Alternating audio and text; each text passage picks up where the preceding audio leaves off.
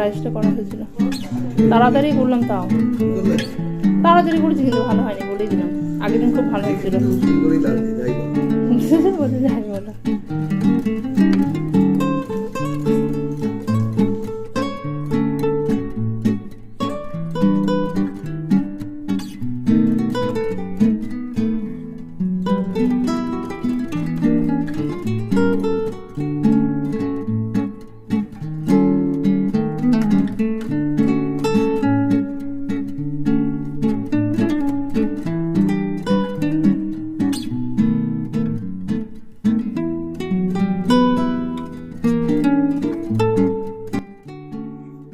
ওদের দেখো খেতে দিয়ে এবার আমি আর আমার যে আরও শোনার জন্য খাবার নিয়ে নিয়েছি।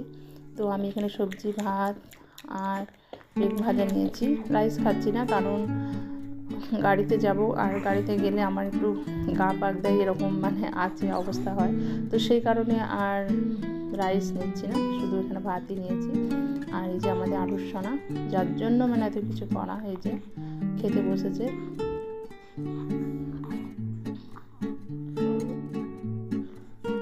খাওয়া দাওয়ার পর এখানে দেখো আমার এটা হচ্ছে, ওটা আমার মেজো ননদ, যেটা আমার ছেলে নিয়ে বসে আছে, আর এটা হচ্ছে যা।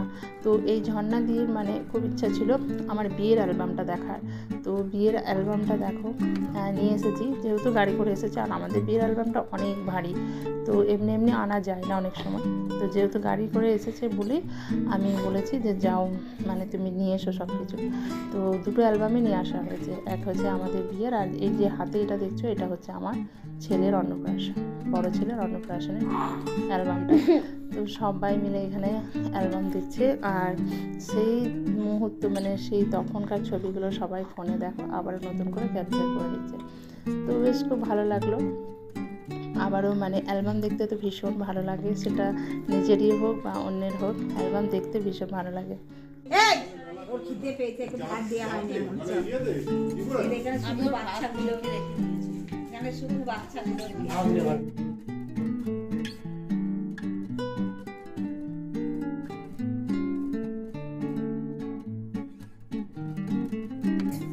তো একবারে শেষ মুহূর্তে মানে এবার বেরিয়ে যাব। তো ওপরে আছে বসে অনেকে বেলকনিতে, তো তাদেরকে টাটা বাই বাই করে দিলাম।